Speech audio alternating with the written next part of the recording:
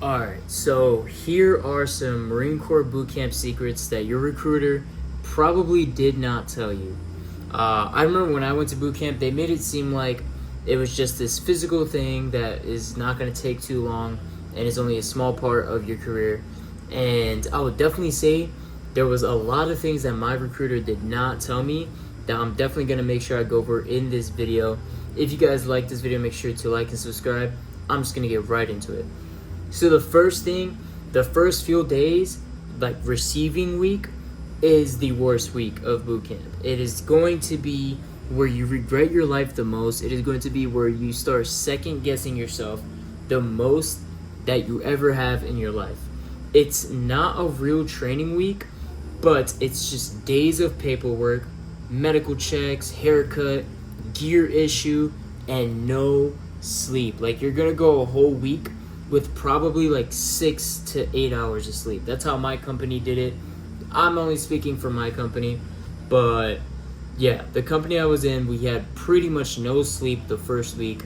The gear issue, it was crazy because these guys weren't even drill instructors, but they were so rude, so disrespectful. Like, we were like holding out our gear like in the air. It was insane.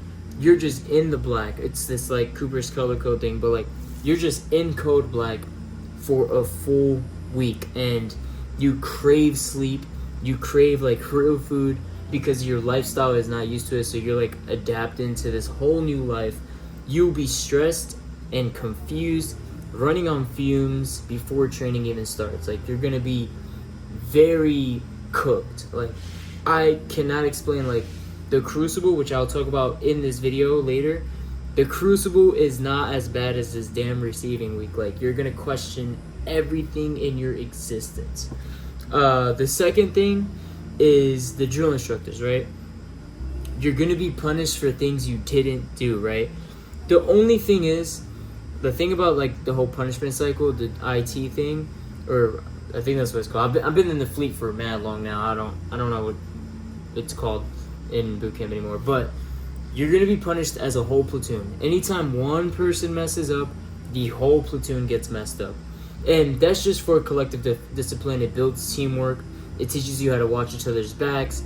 You're gonna like end up being friends with these guys. Like, you'll just learn that like, all right, if I hold my peers accountable, we'll get like messed up less.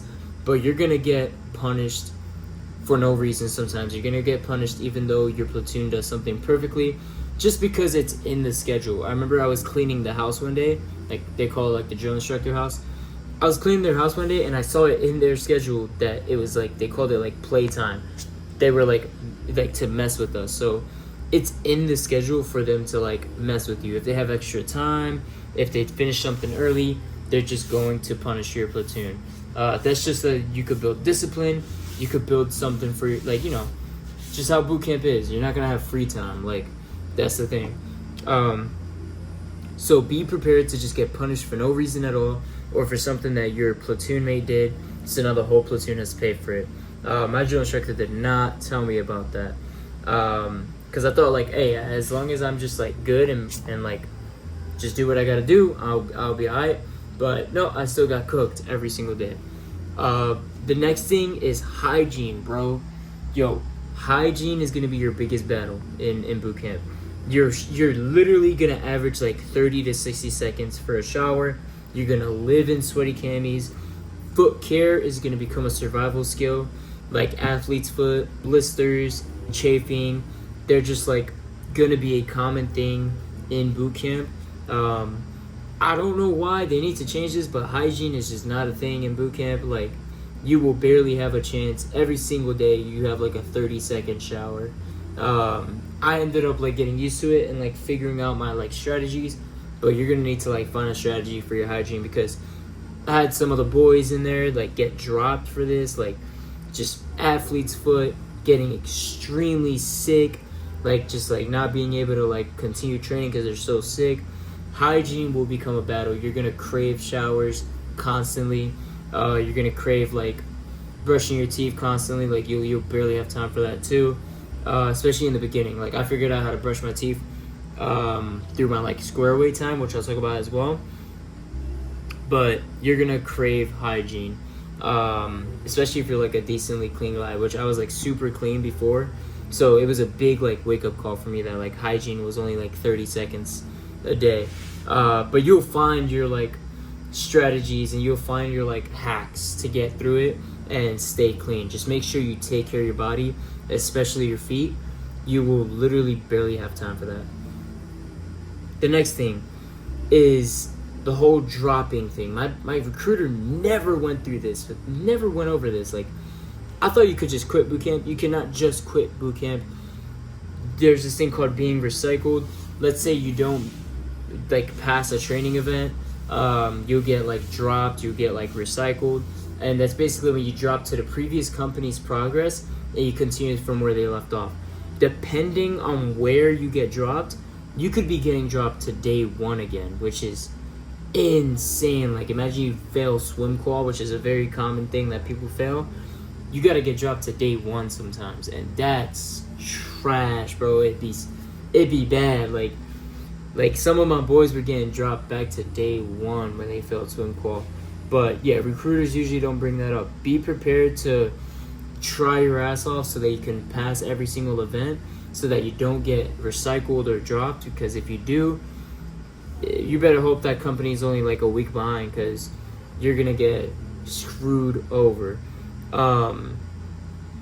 The next thing, the crucible, right? I'm not gonna talk about it. It's supposed to be like the sacred thing, but like the crucible is not the hardest part of boot camp. The daily grind for 11 weeks straight is harder than that final test. That receiving week is harder than the final test. The final test is very physical, a little mental for me, but it was like a very physical thing. So as long as you stay hydrated and have your electrolytes, you're going to be good. Like, throughout boot camp, your body's gonna train and get better and better, to the point where the crucible isn't really like straining, because your body's already used to it. Like, your body's already like ready for it in a way. So as long as you just focus on as long as you just focus on the training and focus on what your drill instructors are telling you, the crucible will be just fine. Like, you'll be good. Second thing, homesickness. Even like the best recruits, around the 2 to 3 week mark, that's when you're gonna become homesick. You're gonna be like, dang bro, I still got 10 weeks of this left. Dang bro, I still got 11 weeks of this left. The homesickness will hit. It doesn't matter where you came from, what's going on in your life before the Marine Corps. It's going to hit. You're gonna be like, dang man, I messed up. Like, the homesickness, trust me, mail call will be like the highlight of your life. You're gonna be praying that you got a piece of mail from your family or something. Like, you will cry at least once. Like, it doesn't matter, like, future Marine or not, like, you're gonna cry. I've seen like the toughest dudes in there like break down crying because like they finally got mail, and they're like, it's their like family and their daughter and stuff. Like, it's fine to be homesick. Around that 2 to 3 week mark, you're gonna feel it heavy. You're like, dang bro, I just want to be at home. I don't know why I did this. It's natural. You're gonna be okay. All right. And then the final tip, the final one, your freedom after graduation isn't full freedom. After you become a Marine, there's this thing called MCT or SOI. If you're a combat MOS, SOI, that's the one I went to. If you're a non-combat MOS, you go to something called MCT. This isn't really shown on the internet much, but this is basically boot camp part 2, but with your phone and weekends off. MCT is a full month. You just thug it out. You're back in boot camp for a full month. But there's a lot more funny moments, and like, it's not drill instructor vibes. They're just like annoying, like tough sergeants that hate that they got histed into their job. But be ready for like a part 2 of boot camp. When you get out of boot camp, it's crazy. When I went to SOI, I was right back in boot camp, but it was field week or the crucible for 3 months. That's pretty much what it was for me. SOI was insane. Like, I was 3 months in the field. It sucked. I had the weekends off, but that was like my part 2 of boot camp until I got to the fleet, where like I'm actually a normal guy now. I got my whole little gaming setup and stuff. Like, I'm chilling now. I actually got a life here. But yeah, be prepared for your freedom after graduation. Just be prepared for like a part 2 of boot camp. If you guys want me to talk about MCT or SOI, I definitely can, but nobody really talks about it. It's weird. There is a part 2 after your boot leave where you go to this place called Camp Geiger on the East Coast. I don't know where it is on the West Coast, but just be ready to have like a part 2. It sucks. But yeah, I hope you guys enjoyed this video. If you guys did and want a part 2, let me know. And yeah, hope you guys enjoyed this video. I'll see you guys in the next one. Peace.